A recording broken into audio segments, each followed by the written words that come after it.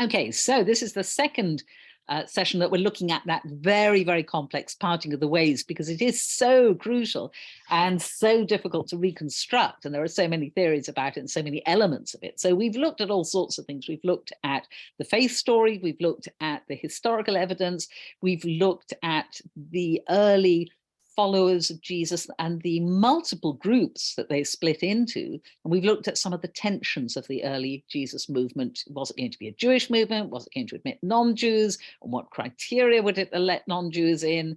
Did the Jews who belonged still have to go on being Jewish or not? Did the non-Jews who joined have to be Jewish, etc., etc.? And we also talked about some other leaders of some rather odd groups like the Marcionites, who were very, very anti-Jewish, amazingly. The Ebionites, who were very, very Jewish. We talked about Gnostic influences, not so much a movement, but ways of thinking that were influential in Christianity, even if they were rejected, but still had influence. Were influenced in Judaism too. The Gnosticism as a thought mode was around at the time. So now we've done that, we're going to look at three additional features of the parting of the ways. First of all, we're going to round off our discussion of the spectrum of different groups by looking at their attitudes to scripture, existing scriptures and new scriptures, or some combination of the two indeed. And that was, we will find, was very, very closely linked to their sense of self, their sense of identity, of who they were, and also the way in which they were perceived by other groups. So that's the first thing we'll look at. The second thing we'll look at is some of the current academic ideas about how the parting of the ways actually happened. Some of them are horrendously complex, but I will try and simplify them because they're not, I teach this stuff at university sometimes. It's quite hard explaining exactly what some people think. So I've tried to do my best. You'll just have to ask if it's not clear. And the last thing we'll do is we will catch up on what actually happened to Christians in the first 2.5 centuries. Those groups that we could call Christian, those groups that it would be difficult to call Christian, but we're going to have a look at what happened in those first 2.5 centuries. And then next week, we're going to have to look at see what happened after Christianity becomes the official religion of the Roman Empire, which it did quite late in 390 CE. So what happened up to that point? Okay, so here goes. Different groups and different canons. And the first thing we have to talk about is that word canon. And it comes via Greek, actually from a Hebrew root, kaneh, a reed or a measuring stick. And the idea of a canon is it's a set of scriptures that measure up, or set of books that measure up to some standard or expectation. In the case of a scriptural canon, probably that they're holy books or divinely written books or books of significance for religion. So canons are human affairs. They are usually decided upon by humans, and sometimes there's arguments about it. And the way to look at it at this time of history, we have to think about why did people have to make choices between books at all? And so a little digression on book culture in the ancient world. So books, as you all know, were handwritten at this point, usually on papyrus, which was fairly cheap. It didn't last terribly well, though. Or on parchment, which is animal skins and lasts much better, but is much more expensive because you have to kill a whole animal and you'll need lots and lots of skins. As is one of the reasons why Torah scrolls are expensive, is they're written on parchment. So there were other forms of record. You could have little wooden frames filled with wax, and they were often used as notebooks. You could write with an iron stylus and then smooth out the wax, so they were around too. But it's been estimated that only 5 to 10% of people were actually literate, could actually read. Far fewer could actually write. So writing was very much a professional activity. Most people listen to books being read aloud. And silent reading to yourself seems to be very, very rare, and really until the Middle Ages. There's a record of Augustine, one of the early church theologians and known as a church father. He was very surprised when he came across his teacher reading silently in the year 384 CE. So again, it was not widespread. People read out aloud, much slower than we read now. Books, of course, could only be made by being copied by hand, and scribes and copyists very frequently would alter books as they copied them out. They think that word's wrong and they put their own word in. So it was very difficult to ensure that a book stayed the same. And making books of any type, whether they were originals or copies, took the most immense amount of time.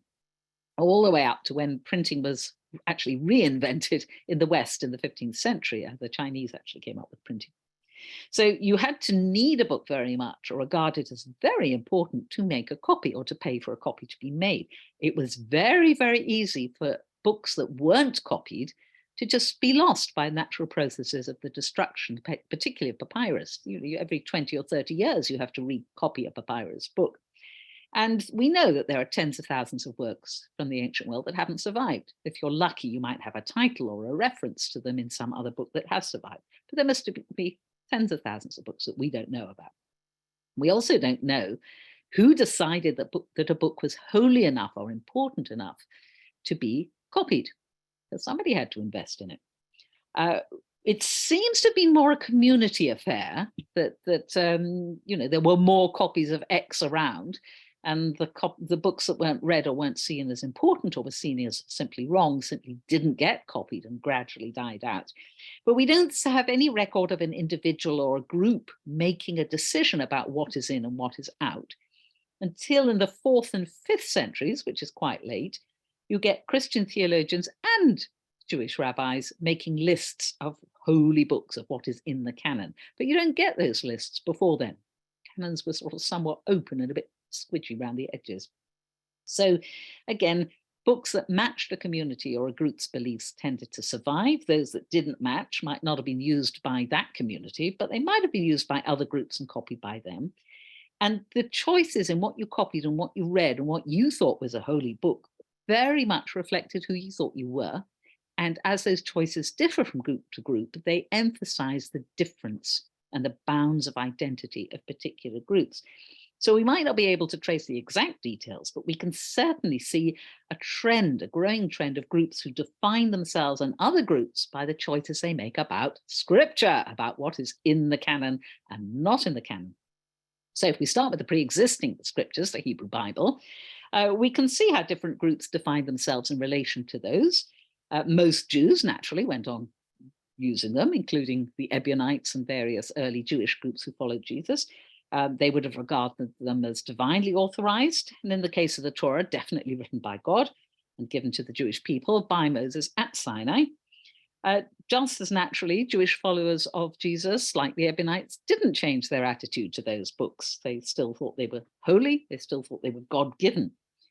They may have added things, and we know the Ebionites had their own written accounts of the life of Jesus. They had variants of the Gospel of Luke, but they may or may not have regarded those as holy. We don't actually know. But another thing that's quite important is we need to realize that during that 1st century CE, the Jewish canon was not actually fixed. Now, the Torah was a done deal. That was it. Nobody thought the Torah wasn't holy. But some of the other things, I'm going to look at them in the handout, some of the other things were a little bit, they might have been regarded as more or less holy. Okay, so we've got the Torah, done deal.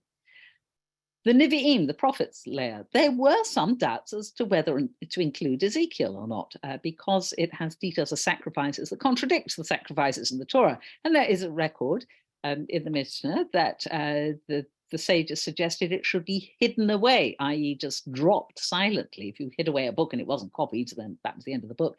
And then somebody came along, Hanani ben Chizkiah, and he reconciled all the differences between the Torah and the book of Ezekiel, and the Chachamim, the sages, said, okay, we'll have it then. But even a book in Nevi'im could be the subject of dispute. And when you get onto the 3rd layer of the Tanakh, the 3rd layer of the Bible, the Ketuvim, the writings, these don't seem to have settled down for quite a long while. Some things were pretty clear they were in, like Tehillim, Book of Songs, but other things were a bit iffy. And we have records in the Mishnah, particularly in Tractate Yadayim, about dispute over Shir HaShirim, Song of Songs, Mishle, Proverbs, Esther.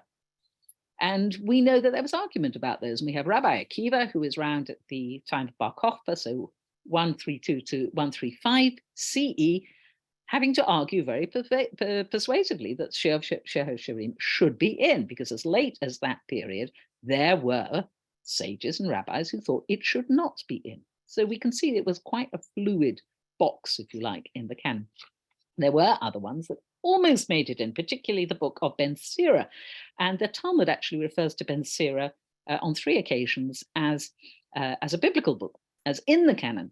How does it do this? It introduces a quote from Ben Sira with the words shene'emar, as it is said, which is always cue for here comes a biblical proof text.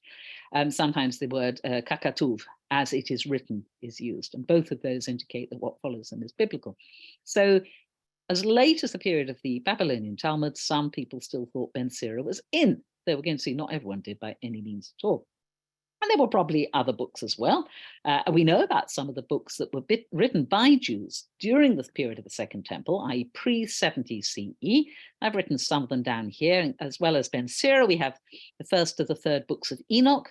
They were preserved by Christians, not by Jews. Jews got bored of them, didn't think they were interesting enough to copy. So we don't have those in Hebrew. We have them in other languages, like Ethiopic and Slavonic. The Psalms of Solomon, the Wisdom of Solomon. There were extra bits added to the book of Daniel, the Epistle of Jeremiah, Jubilees, which is a vast book, absolutely huge. The Testament of Moses, the first book of Baruch, the second book of Baruch, Thanksgiving hymns from the Dead Sea Scrolls. DS here means Dead Sea Scrolls. Songs of the Sabbath Sacrifice, also found at the Dead Sea. Temple Scroll, the Genesis Apocryphon, fourth book of Ezra, Apocalypse of Abraham, and possibly the set called the Testament of the 12 Patriarchs. And these are known as either intertestamental literature or pseudepigrapha. Some of them are considered holy by different Christian churches. The Catholics have some of these in the Apocrypha, some of them not. Anything that's just known from the Dead Sea Scroll is not actually considered holy by any Christian church too recently discovered. But depending on which church it is, some of these are regarded as scripture, but they're not regarded by Jews as scripture, and they're not regarded by Protestant Christians as scripture. So we can see already that even now, which canon you adopt has a lot to say about who you are. So I see that somebody's asked something in the chat. Oh, the source link. Yes. Right. One moment. I'm going to have to go back to my email. It was sent to me and I forgot to find it. 1 second. Let's see. Share. Just see if I can find the link.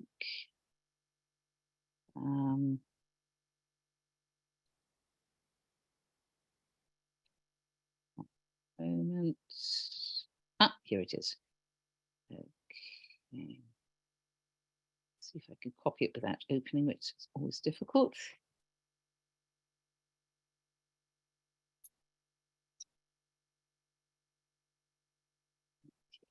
Chat. The 4 books of the Maccabees, yes, were also 2 of them are in the Apocrypha and 2 of them aren't. They were also some of these books that, yes, the first Maccabees, could have been scripture, wasn't quite.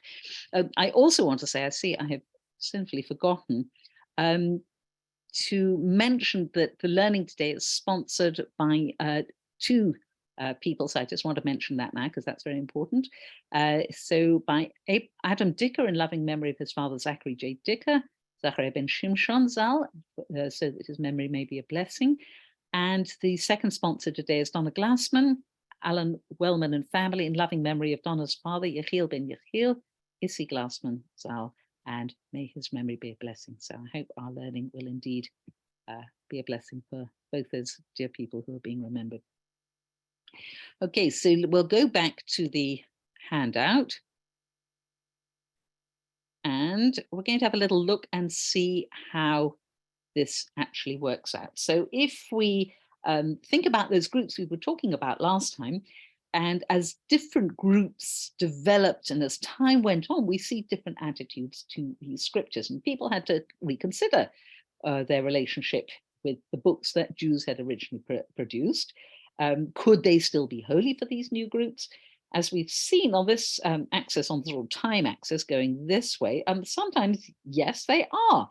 Sometimes the books of the Jewish scriptures were accepted as the prelude to what the group now believed, a continuation of the scriptural story which they were going to write or what they had adopted.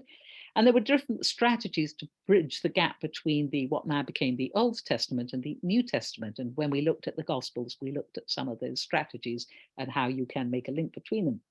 So the gradual formation of a New Testament and new books redefined the existing scriptures as the Old Testament. They weren't new anymore, so they then get this label of being old.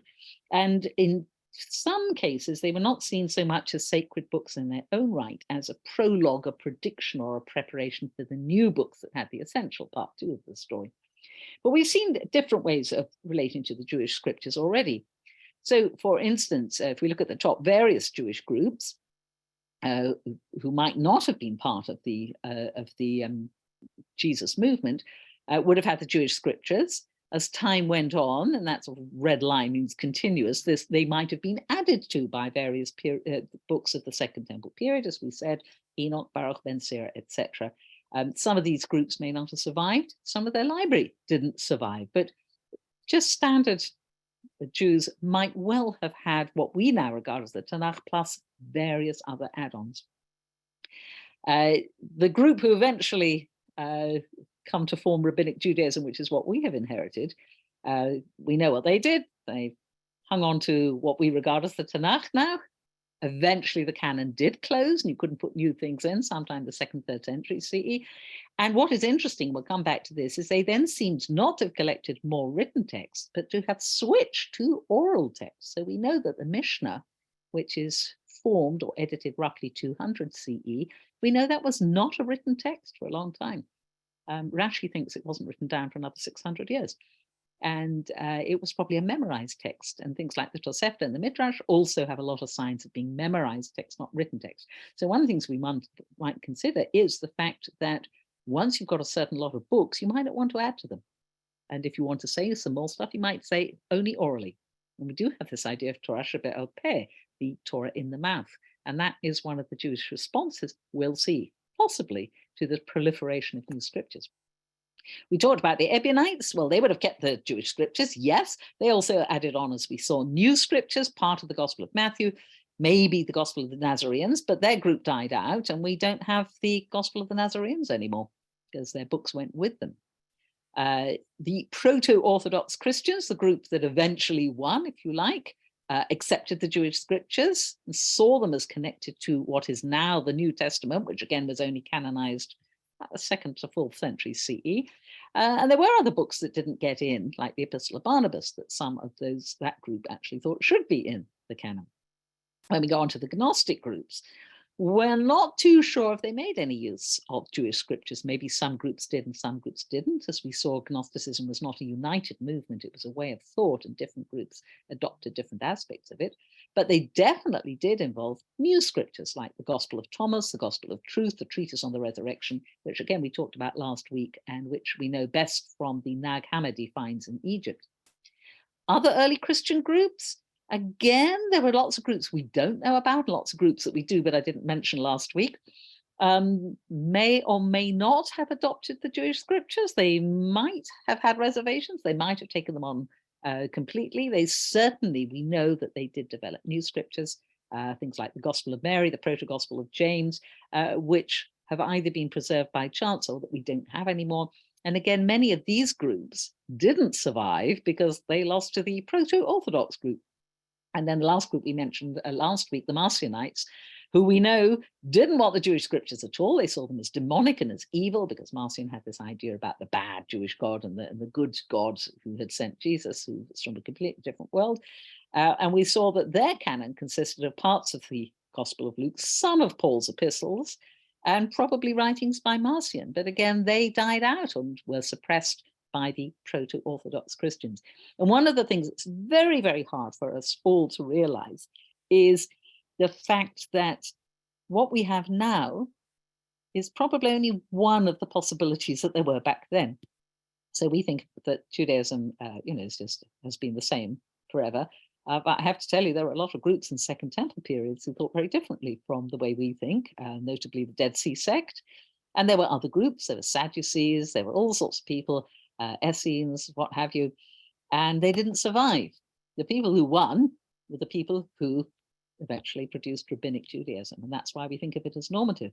But it's quite interesting to think that if one of the other groups had been the ones who survived, or say two of those groups that survived, not one of them, after the destruction of the temple, Judaism might look very different today. We don't know. And the same with Christianity. It hasn't always been the same. There were all these various groups, the groups that we didn't mention, the Marcionites, the Ebionites, the Gnostic influence groups. There was a multiplicity of groups, and we'll see more next week. But only one set or allied band of groups won. And they did lead to what became mainstream Christianity. But at the time, at the very beginning time, they were only one group out of many. And again, the Christian Bible could have looked very different if, say, the Gnostics had survived as a group. We might actually have Gospel of Thomas and Gospel of Truth being read in churches. Who knows? So this was such an important period for the formation of those groups altogether. And then, of course, for which ones survived and which ones didn't. And this is very, very much tied up with the question of what did they see as Holy Scriptures.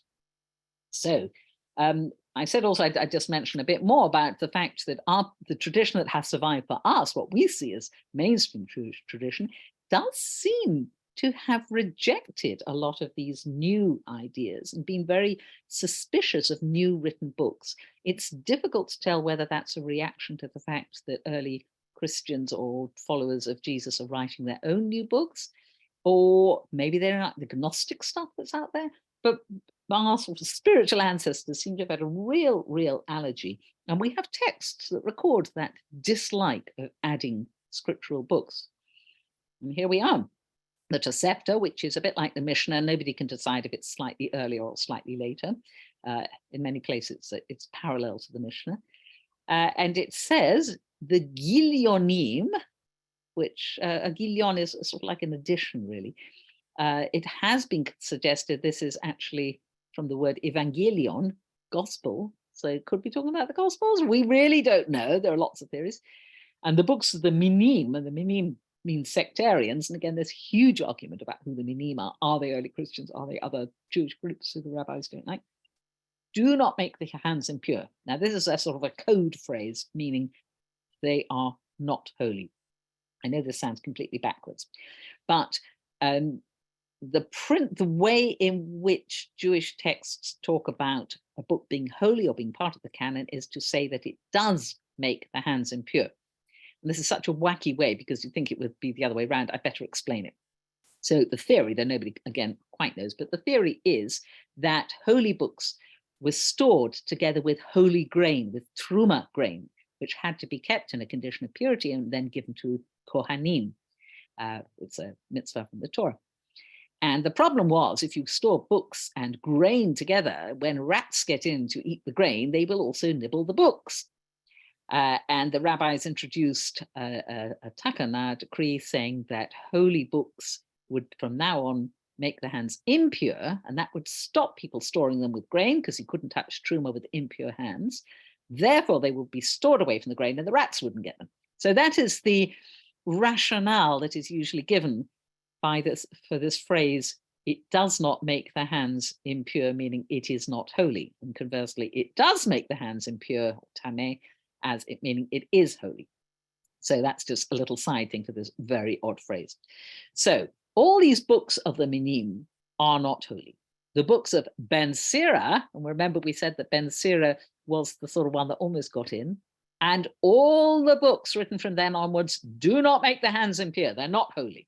Okay, so as Tosefta saying, that's it. We're done. We've got our full set of holy books, and Ben Sira is not one of them, by the way, and anything anyone produces in the future, that's not going to count. In the Mishnah, in Sanhedrin, we have another interesting little viewpoint on this. These are the people who have no portion of the world to come, and there's a whole list of them. The one we're interested in is, Rabbi Akiva says, also someone who reads in the Sfarim Chitzonim, the external books.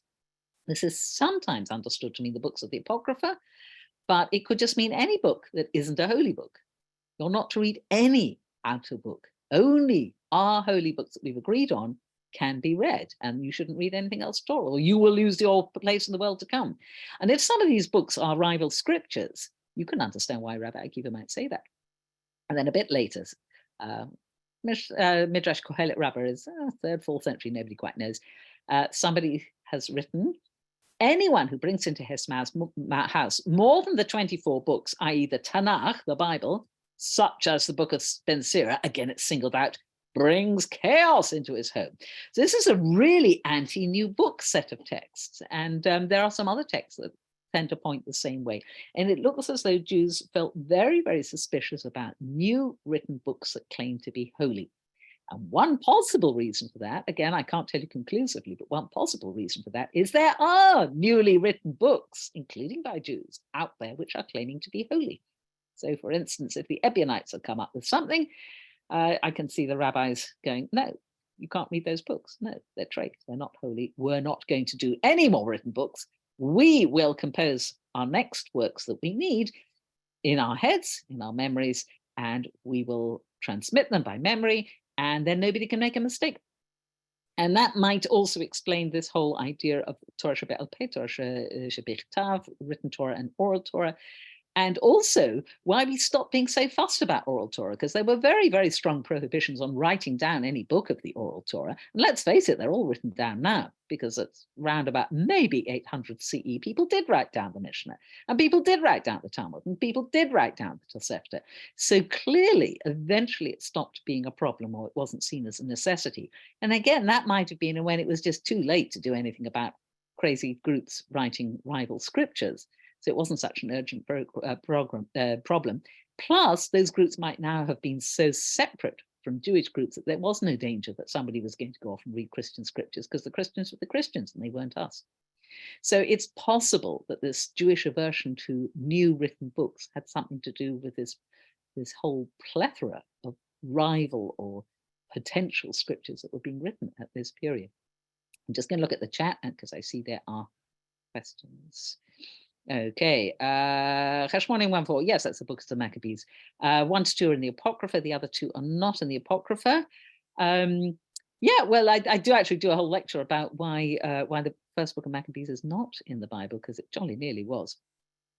Right. Are there any other questions? Do you think that all the New Testament is apocryphal? I'm not sure about apocryphal. The Apocrypha is a group of Jewish authored books that are appended to the Bible by certain Christian denominations. They're not considered holy by Jews.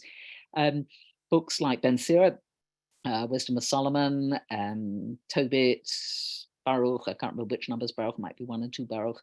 So there's a whole, and 1st and 2nd Maccabees. So there's this whole group that Protestants don't think are part of the Bible. Catholics do think part of the Bible. They're all Jewish authored, but Jews don't think they're part of the Bible. So that's the Apocrypha.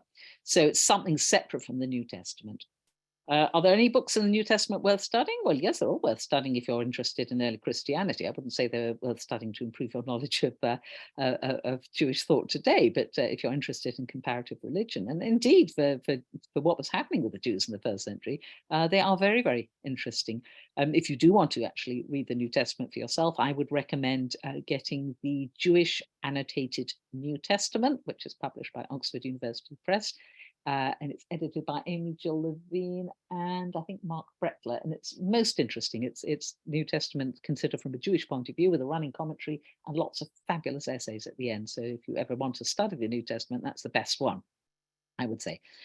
Were the other Jewish groups like Conservative and Reform today? No, not at all. Modern denominations are very much their own thing.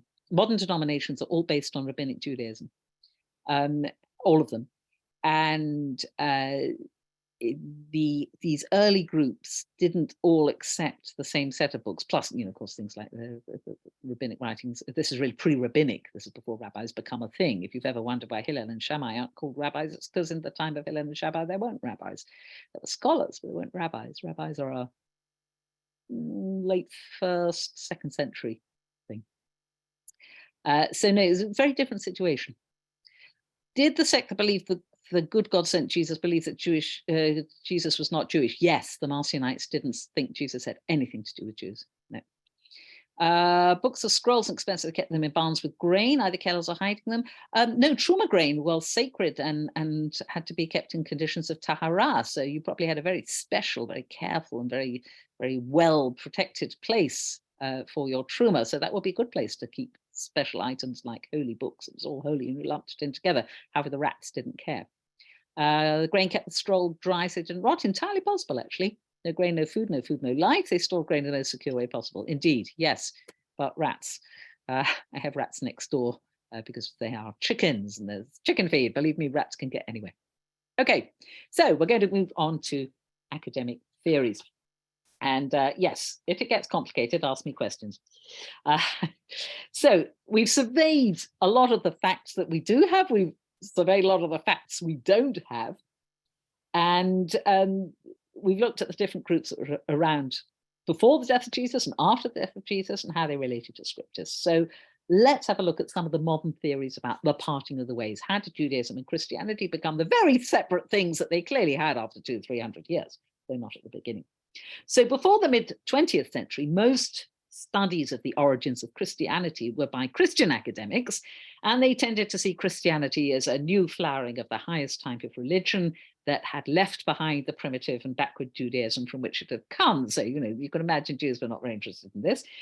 But by the mid-20th century, some people had noticed this was a bit on the biased side, and it gave way to a much less negative image, where Judaism and Christianity were seen as splitting apart at the time of Jesus, a bit like a road that forks in two directions, hence the image of the parting of the ways, and these paths continue in separate directions. So there was this idea about, okay, it wasn't old Judaism followed by new Christianity and old Judaism just dies off. It was more Judaism, Christianity divide at this point, which is, slightly nicer, but still actually quite a Christian idea, as we'll see.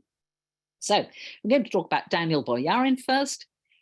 His contrast to the older theory of a gradual parting of the ways was that actually that parting of the ways happened much later than people thought, and it was quite artificial. He thinks that there was a long, very diverse spectrum with all these various groups at different points on it, but they merged into each other, and people might visit, two groups or feel they belong to two groups or more and have relatives in other groups. And it was all much more fungible and far less divided than people later thought.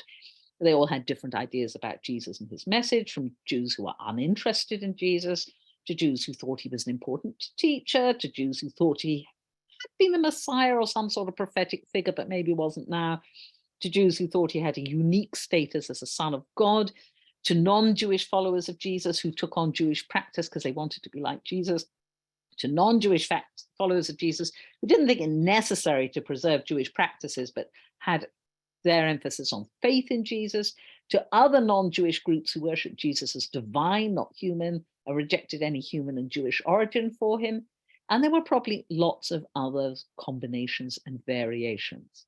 So if we think of these not as hard and fast groups, but more a huge spectrum of people who sometimes clumped together because they thought the same thing, and sometimes were difficult to place on that spectrum. So that's what Boyarin thinks actually was happening in the first couple of 100 years. And he notes that religious ideas and practices crossed between the groups for centuries, and that different groups shaded into each other and probably didn't think of each other as other until much later. Various authority figures on both the Jewish and the Christian side started imposing those boundaries, generally in terms of what did you believe?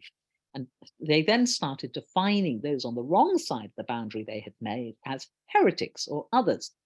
And again, I come back to Lubavitch, not because it is really parallel, which it isn't, but just it's very interesting. If you look dispassionately at Lubavitch, there could have been a mass outcry by mainstream Orthodox rabbis that Lubavitch was heretical and trade. And in fact, there have been some rabbis who said so, notably David Berger, who does regard them as heretics and wants a wall between. But so far, the community reaction has not been to do that. But you can imagine a different scenario where it did. In the meantime, we still have this sort of fungible, not exactly a boundary between Lubavitch and the rest of the Jewish world. So if you think about it in those terms, you can sort of see this is quite possible. So for Boyarin, this imposition of boundaries is what creates the groups. They weren't there before until people wanted them. So there was a deliberate discourse of heresy and orthodoxy on the part of leaders from both sides. And that, according to Boyarin, is what created a separate and often hostile Christianity on one side and Judaism on the other. And it wasn't a simply naturally occurring drifting off process. It needed a kick to start. And he sees it with Christian theologians beginning to accuse some groups of whom they disapproved of being Judaizers or Jews. and they begin constructing Jews as demonic figures. And simultaneously, rabbinic culture evolves a category of minim, sectarians, which may well have included Jewish followers of Jesus. And again, minim are bad people and you mustn't read their books and you don't want to associate with them. So the heresy police, you could say, of both sides, according to Boyarin, co-create two mutually exclusive groups of what become Jews and Christians. But it didn't start that way. It's also interesting that earlier accounts of early Christianity did tend to imagine a pure original Christian faith that was handed from Jesus to his disciples and from them to Paul and the earliest Christian groups. And then what happened was people distorted those ideas and heresies developed, which had to be attacked and kept away from the original pure faith by vigilant theologians and church leaders. But as we've noticed, more recent research has actually shown that things were the other way round. At the very beginning, there were lots and lots and lots of different ideas about who Jesus was and what Christianity was, or what it meant to follow Jesus. And only later on did some of those groups become heretics, according to the people who eventually won. But they weren't heretics at the beginning. So what we think of now as the proto-Orthodox group are the ones who won, and history is written by the victors, and they wrote Christian history, i.e. Christianity has always been what we say it is, and everyone else back at the beginning who thought wrong was a heretic and had deliberately distorted the original pure thing. But as I say, history does seem to be the other way around. And what's also interesting is there were other early churches, the Armenian and the Coptic church in Egypt and the Syriac church, and the Western church that develops out of the proto-Orthodox group branded a lot of those churches as heretical too. Those have survived till today, those churches, but they're mostly not in communion with, they're not sort of joined up to, if you like, things like the Catholic Church. So Boyarin said, yeah, it's a story of history written by the victors. That's what happened in the Christian Church.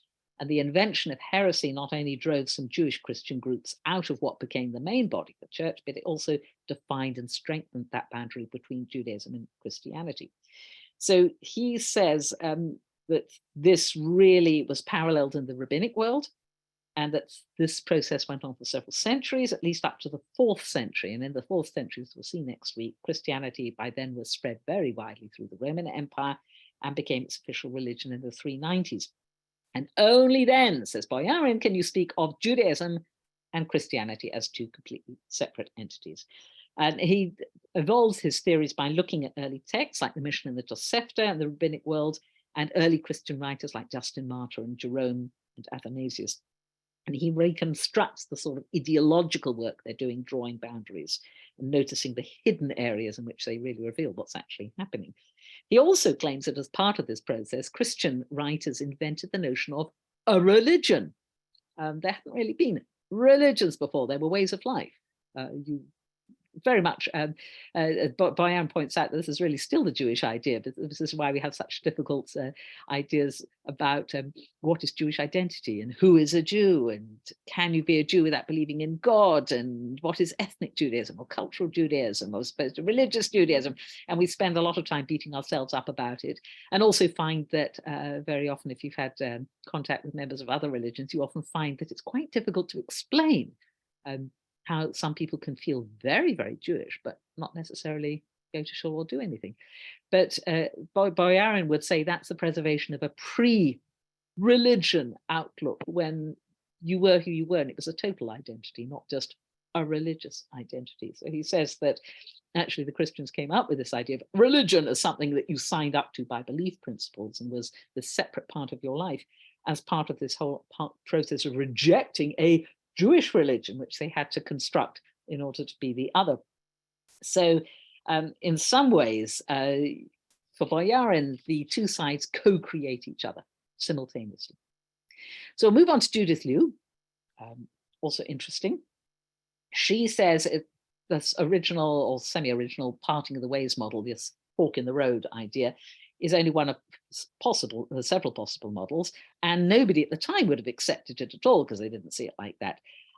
For instance, some early Christian writers like Justin Martyr said that Christians were the true people of Israel, and anyone who'd rejected Jesus as Messiah and Son of God had been rejected by God. So he didn't see the parting of the ways, he saw a complete replacement, what's called supersessionism. So parting of the ways was not anyone's theory when it was actually happening at all. Some pagans in the other direction, like philosopher Celsus, accused Christians of being pagans who had adopted Jewish myths and ideas, but wouldn't adopt Jewish traditions of practice. And so were completely dishonest and hypocritical and didn't think they were genuine at all. And that doesn't fit in at all with the parting of the ways model. So Judith Liu says we should look at the parting ways model much more closely and see what it implies. She grants it recognizes the Jewish roots of Christianity and the continued vitality of Judaism, rather than the old model that just said, well, Judaism died when Christianity was invented. But she said it doesn't really tackle the problem of continuity between Jews and early Jesus followers. You know, how did that thing actually happen? How did things go on? We've tried to explain it, but it's still difficult to explain. And also this question of the canon, as the Jesus movement became more and more non-Jewish, this question of how do you relate to the Jewish scriptures comes up more and more. And what do you do with those scriptures? They keep talking about the people of Israel. They talk about God's promises to Abraham and his descendants. How do you fit that in? And that became an increasing problem for non-Jewish Christianity as time went on. And again, one of the major answers for the proto-Orthodox group was the supersessionist answer. We have replaced the Jews as the true people of God. There was this phrase, Verus Israel, the true Israel. And that was very common thinking all the way through the Middle Ages, right up to the 20th century, where, thank heavens, it has been dropped by many, many churches. So not all Christians felt that. Marcion wouldn't have liked that at all. He wouldn't have seen his followers as the new Israel. He thought the old Israel was bad enough, didn't want to be the new one. So Judith Liu says, what we need to do is look at, on the ground, at particular instances, at particular communities, at particular groups. We need to really see how things worked in practice and look at it really at ground level. How did outsiders divide up people? Some pagans couldn't tell any difference at all between early Jews and Christians, just thought they were all the same thing. And what does that tell us about how separate or mixed those groups were?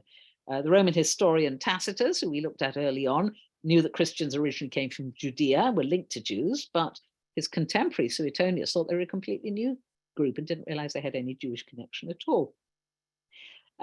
So again, it's difficult to know exactly what was going on at the time, but if we look at the evidence, we have much more evidence of that fuzziness.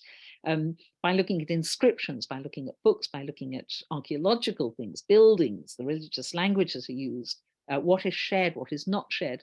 She thinks this is a much more productive way of actually looking at that very crucial 2 centuries and trying to work out a bit more what actually is going on and how does it vary from place to place, because it's quite clear not just one thing that's happening at all. The third scholar we'll examine is Israel Yuval, who wrote this very influential book, Two Nations in Your Womb. And he looks at Christian attitudes to Jews and Jewish attitudes to Christians in late antiquity, and then he goes on to the Middle Ages too, and how the two groups mutually influence each other and construct an other that reflects who they are. In other words, you define who you are by telling yourself what you are not, and you push that what you are not onto the other group. The title of the book, you'll notice, comes from the story of Rebecca, who has the twins Yaakov and Esav, who develop into 2 nations, she is told. And what is interesting is later rabbinic interpretations of that often take up Esav as not just the ancestor of the nation Edom, the Edomites, who are known from the Bible, but as the symbolic ancestors of the Romans and then Christianity as a whole. So Esav in Midrash often means Christians, not always, but very often. And of course, Yaakov is the correct brother, the good younger brother who gets the blessing and is the true chosen one of God. But for Christians, they read it the other way. They read, certainly, maybe not now so much, but they did read it the other way round. Jacob symbolized Christianity, the younger brother who is chosen by God. And Esav is the Jews who are exiled and rejected by God. So again, you've got this common use of the biblical symbol, but early Jews and Christians are reading it in completely contrasting ways, saying, you are the other, I am the chosen by God. So again, Yuval looks at this from the writings of Paul onwards. It first appears there and in other Christian writings. And he looks at Jewish writings as well and notes the sort of development of this other group. And he does apply that also in the Middle Ages to pairs or shared sets of symbols like Pesach versus Easter, martyrdom versus the blood libel, the Eucharistic bread and matzah. So he does some very, very interesting things on those too. And again, his approach shows how closely Jews and Christians are always intertwined, even when claiming to be utterly different, and how the identity of one often rests on the identity of the other, which is something that I'm hoping is coming out of this course a little bit. Okay. There are a couple of other really important scholars, if you want to look at some of the academic theories, Paula Fredrickson and Martin Goodman are good people to look at. Okay, so having discussed the parting of the ways, we're going to see what actually did. Oh, actually, on second thoughts, before we do that, I'll look at the chat because I see there are questions. Where are we? Let's go back to there. Oh, thank you, somebody who's put the annotated New Testament link in. Excellent. How about it's two factions, pro and not Mashiach? I suspect that saved them. Quite possible, yes. But again, David Berger wrote a book, which I actually edited, called the Rebbe, the Messiah, and the Scandal of Orthodox Indifference, which certainly expresses a quite extreme Jewish opinion, mainstream Jewish opinion about, no, these people are not Jewish, they're a different thing altogether. And it's just fascinating because of the parallels in the way that people decide some group is beyond the boundary. So at least three factions, the pro-Mashiach group, are open about it, pro that keep it hidden, and the not. Yes, very true.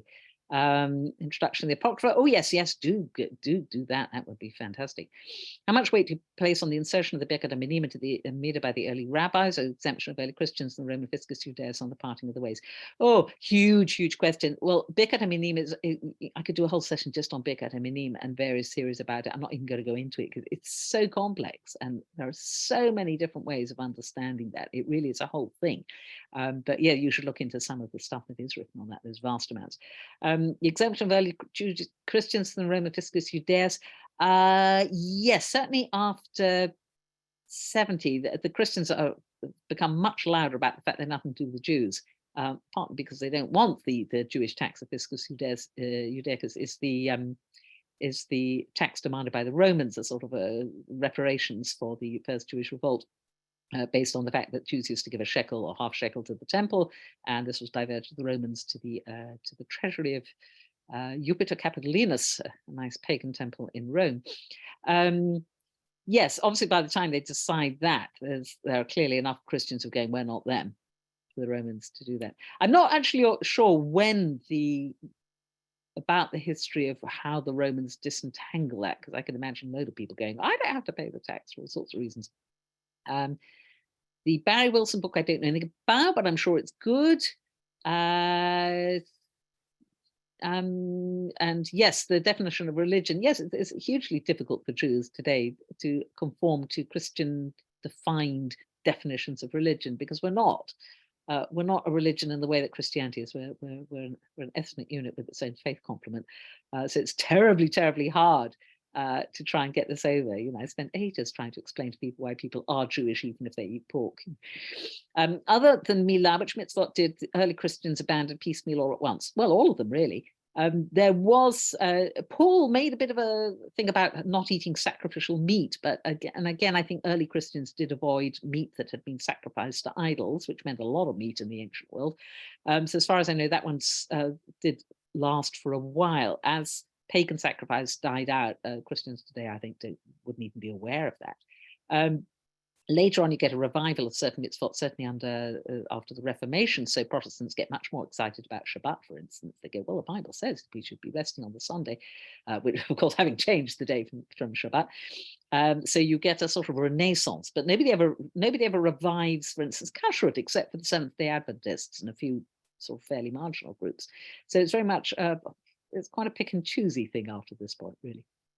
Okay, on to the last bit. Christians as a persecuted minority faith. So while the Jews were having a terrible time in the first and second centuries, what with the first and the second Jewish revolts, and we were being massacred and expelled and generally have a tough time, Christians weren't actually having it that easy either. So the earliest followers of Jesus were not very popular among many of their co-religionists who disagreed with them, and there was strife, and it was sometimes violent. So we have in the New Testament the account of Stephen, the first Christian martyr, who was recorded to have been stoned by fellow Jews. And Paul was certainly beaten, stoned, and thrown out of various cities. So yes, just like today, people sometimes get quite violent about religious opinions. However, the Jews weren't running the empire. So there was a limit to what Jews could do to other groups of Jews, or Jews and non-Jews who they didn't like, because the Romans would have stopped you. But the Romans disliked the Christians as much as they disliked the Jews. The Romans were not big fans of the Jews. Like the Jews, the Christians wouldn't take part in the official cult of the emperor, which meant sacrificing to the emperor and the goddess Roma, who symbolized Rome. And that was civic life. If you wanted to be a magistrate, if you wanted to be anyone in any little Roman municipality around the world, you had to do special ceremonies involving sacrifice on the emperor's birthday and on other particular days. And you couldn't get away with not doing it. So that meant that Christians wouldn't take part in public life.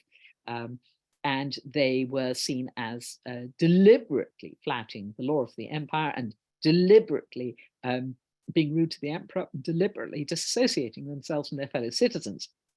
So they were very suspect. Now, Jews had a bit of an out here because the Romans knew the Jews were mad.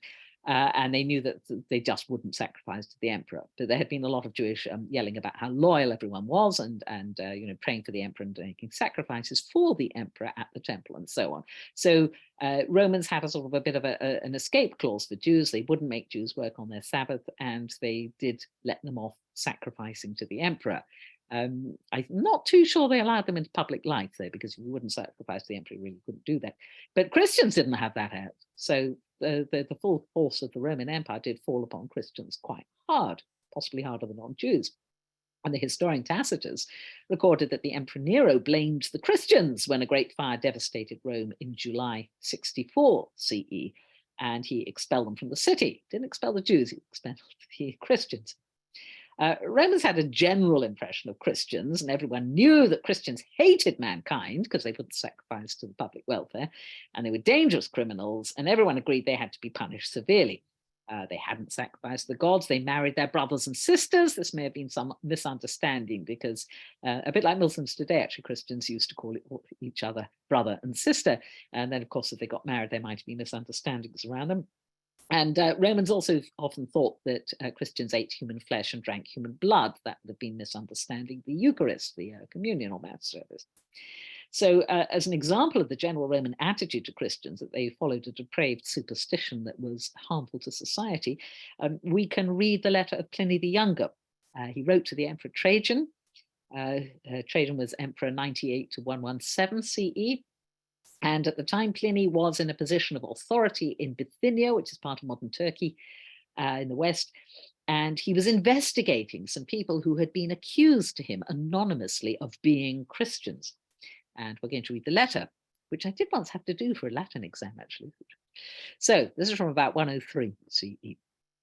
Those who had denied that they were or had been Christians, when they invoked the gods in words dictated by me, offered prayer with incense and wine to your image, which I had ordered to be brought for this purpose, together with statues of the god, and moreover cursed Christ, none of which those who are really Christians, is said, can be forced to do, these I thought should be discharged. So he has them up, he gives them a test. Okay, he's had this little anonymous note saying, oh, you should know that these people are Christians. So he says, all right, you turn up. Here is wine, here is incense, here is the statue of the emperor, here is the statue of the gods. Now I want to see you recite the following words and pour out some wine to the gods and light incense and invoke the gods. So he said, okay, those who did it, I decided they weren't Christians because apparently Christians won't do those things. Others named by the informer declared that they were Christians, but then denied it, asserting they had been, but had ceased to be some 3 years before, others many years, some as much as 25 years. They all worshipped your image and the statues of the gods and cursed Christ. So they conformed. So I let them off. They all said they weren't Christian anymore. They asserted, however, that the sum and substance of their fault or error had been that they were accustomed to meet on a fixed day before dawn and sing responsively a hymn to Christ as to a god, and to bind themselves by oath, not to some crime, but not to commit fraud, theft, or adultery, or nor falsify their trust, nor to refuse to return a trust when called upon to do so. Which is interesting because this gives us a little vignette of what possibly Christian or possibly former Christians had been doing. They were praying together early in the morning, one day a week, maybe it was Sunday, They were singing a hymn to Christ as to a god, and they were swearing they wouldn't do bad things. When this was over, it was their custom to depart and assemble again to partake of food, but ordinary and innocent food. They're not eating humans. They're just saying, we just had lunch together. Even this, they affirmed, they had ceased to do after my edict, by which, in accordance with your instructions, I had forbidden political associations. There's the key. The Romans think of this as political association. It's something that they're going to be plotting against the emperor if we let them do this. No, we're not having illicit so-called religious groups meeting together. No. So an edict had gone out, and these people are saying, well, we used to do it, but then you put your law out and we stopped right away. Maybe yes, maybe no. Accordingly, I judged it all the more necessary to find out what the truth was by torturing two female slaves who were called deaconesses. But I discovered nothing else but depraved, excessive superstition. Now, this is again interesting that, first of all, a torture, by the way, was completely legal in Rome, and you could certainly torture people to get evidence if they were slaves. You couldn't torture free citizens, but of course you could torture slaves because they weren't really people. So that's interesting that there are two female slaves who have the position of deaconess. Now, we know about deaconesses. They were an early form of Christian minister, and we know that there were women ones, and these were slaves and women. So that does argue for quite an egalitarian notion in early Christianity. Later, of course, the church decided that women couldn't do anything at all. There is a contemporary movement in the Catholic Church to reinstate the deaconesses, and I think the Pope just did agree to that, if I'm not wrong. But that's quite interesting, that this picture that we have from other sources, that women were attracted to Christianity and slaves were attracted to Christianity, seems to be borne out here. So what else did Pliny say? Pliny says, I therefore postponed the investigation and hastened to consult you. For the matter seemed to me to warrant consulting you, especially because of the number involved. For many persons of every age, every rank, and also of both sexes are and will be endangered. For the contagion of this superstition has spread not only to the cities, but also to the villages and farms. And here we have interesting evidence that there's a lot of Christianity about in Western Turkey round about the year 100. And it's affecting everybody. It's not just one social group. But it seems possible to check and cure it. It is certainly quite clear that the temples, which had almost been deserted, have begun to be frequented. In other words, people had left pagan temples because they're all going off doing Christian stuff, but no, people are coming back.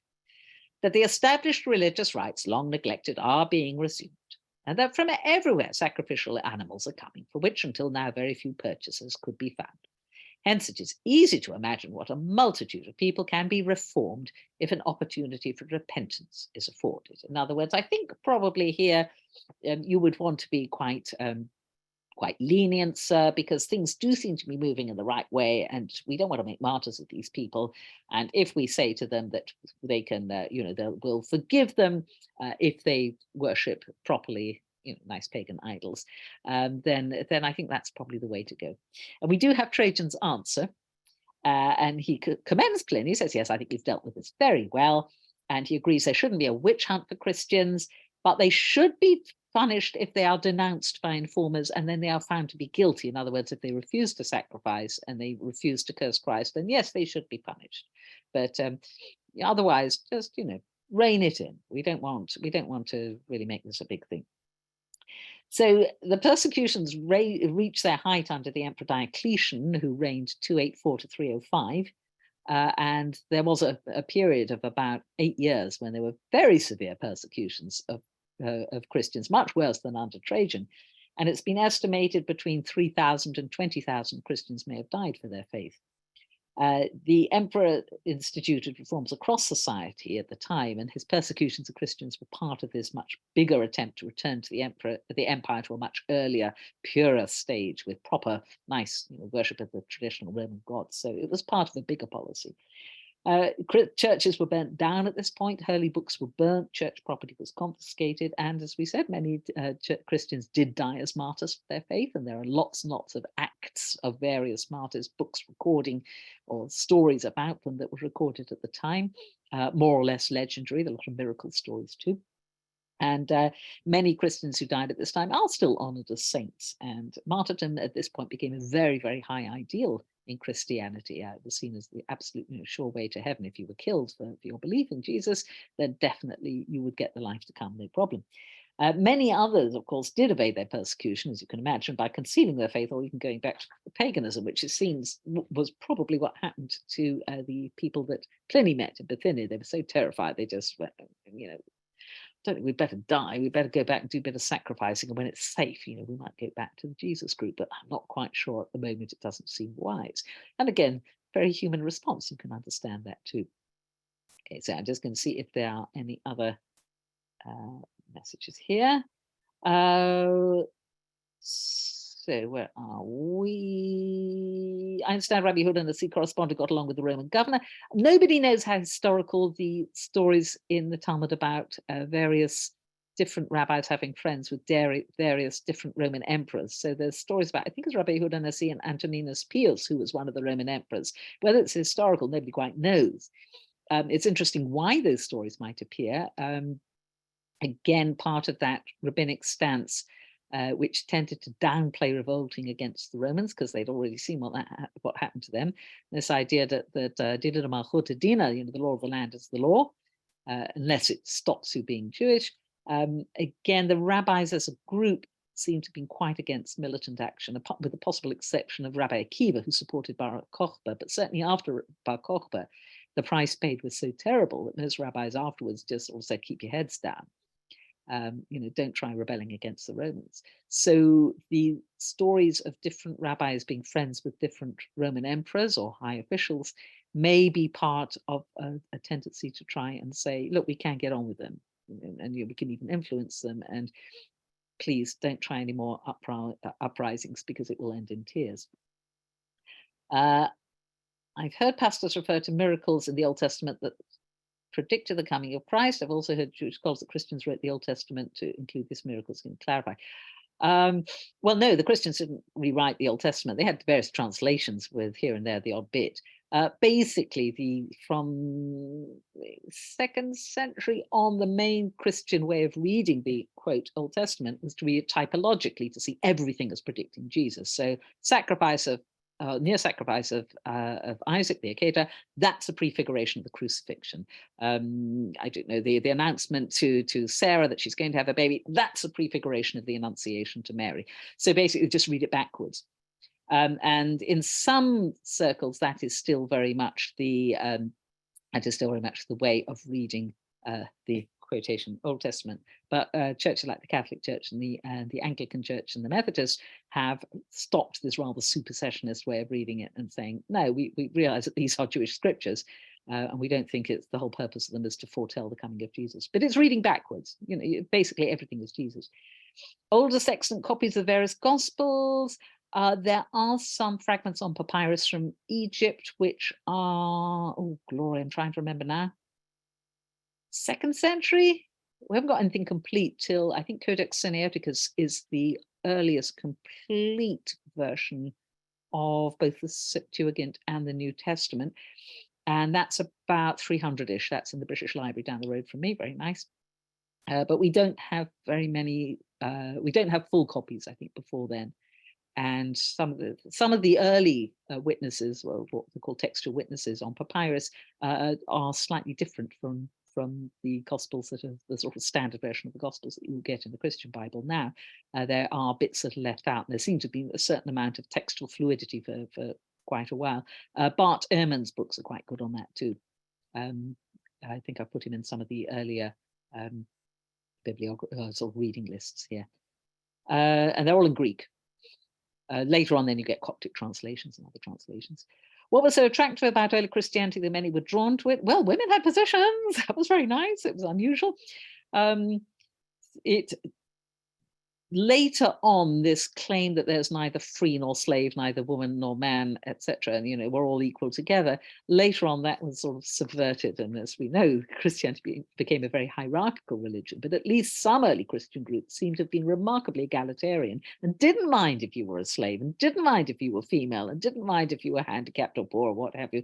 So for the underclass, which would have been the great majority of the Roman Empire, here was a faith that allowed you to participate. There were lots of religions going around at the time, some of which, would have been quite good competitors, like Mithraism. But Mithraism was men only and very military based. So, women weren't interested. Slaves couldn't become Mithraists. There was the cult of Isis, that was for women only. And it was rather Egyptian and exotic and not seen as very local. And a lot of high-class women were devotees. There were all sorts of possibilities, but definitely Christianity, certainly in its early years, did make a huge appeal to people who were very dispossessed and marginalized and not proper members of society and powerless in many respects, and they were allowed in. And certainly in the early years, women could be deaconesses, and they were very prominent in the early church. They then get edited out later. So yeah, it would have had a big appeal, a very big appeal. For those people who like the Jewish side of things, it was sort of a bit like Judaism light. You could have the Jewish scriptures. You didn't have to do all the circumcision and kosher stuff. Any evidence of synagogues converted into churches by membership which switched? No, I don't think we do have any. Early Christians are willing to milad but willing to die. Yes. Nobody gets heaven for just having bits of yourself cut off, but dying, yeah, you get heaven for that. So apparently, yeah. I think actually by the time the martyrdom thing comes big, nobody's talking about circumcision anymore. The circumcision debate was the first 150 years. By the 300s, that was over. Nobody thought that you needed to milad to become Christian. Ironic how Bayarin, the Jew, is on one of the world's most radical anti-Zionists, while evangelical Christians have become Zionist strongest supporters. Indeed, yes, Bayarin is extremely anti-Zionist, indeed. But he's good. He's a good scholar. Right. I don't know what not that I know of. The first two.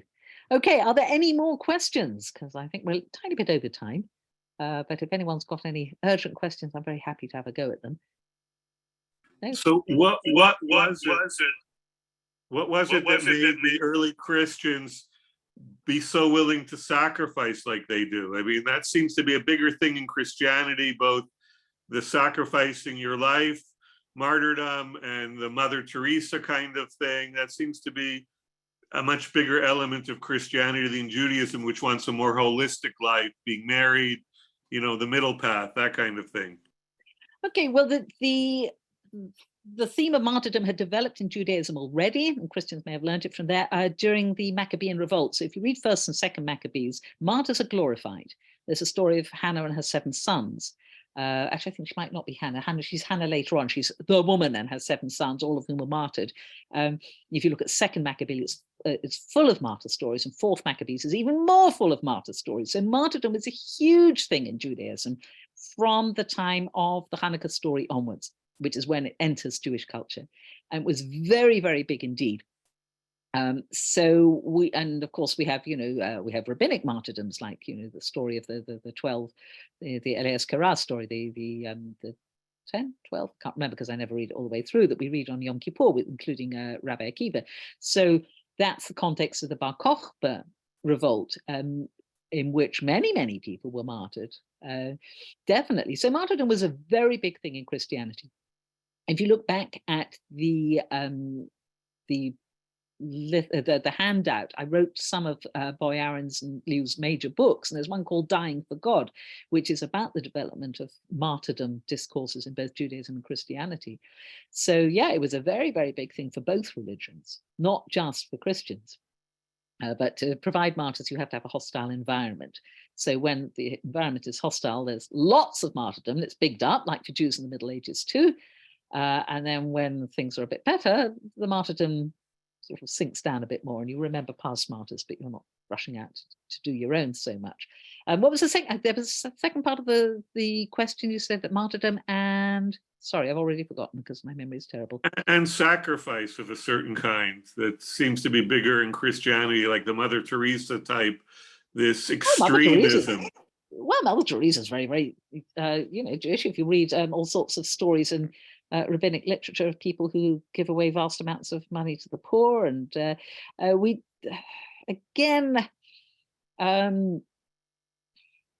didn't develop monks. We might have.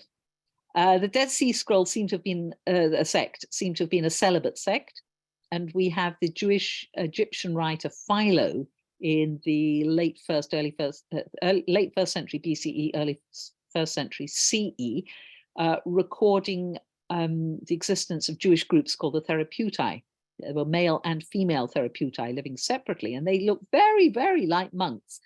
They're celibate, they give up everything, they go and live in the desert, they hold all their possessions together. And the Dead Sea sect seems to be like this too. May or may not be the Essenes whom Josephus described. So certainly in the 1st century CE, we have celibate Jewish groups who are living a very monastic looking life. And it's interesting that Christian monasticism starts in Egypt. And is there a link there back to Jewish traditions of a sort of celibate life before, which is possible? So we have had people who sacrifice their entire lives. Later on, possibly in reaction to Christianity, we don't do that anymore. We look at them going, well, we're not there, we don't do that. But we do have often extreme examples of giving to the poor, living for other people, and often thought of as a very good thing. We have lots of stories in the Holocaust of people who give up their lives so that other people can be saved. So I wouldn't say it's not a Jewish thing. To save others is always considered commendable in both religions. The whole monastic dedicating your life is more of a Christian thing, but in some ways, if you look at the modern Haredi world, where men are expected to go off to yeshiva and only come back at the weekends to see their wives and families, it's a form of moderated monasticism.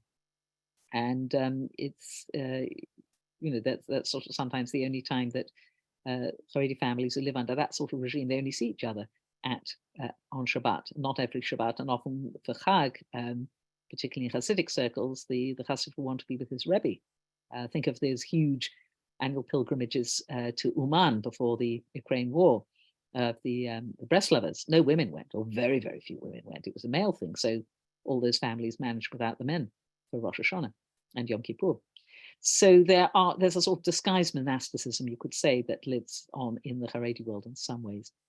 There are definitely ascetic texts from the Middle Ages, about people, mystics rolling in snow and all the rest, and fasting every Monday and Thursday, and barely eating and barely sleeping. And so we have a lot of the same impulses. They're just not part, you could say, of mainstream modern Orthodox culture so much. But there's similarities. There are some remarkable similarities, definitely.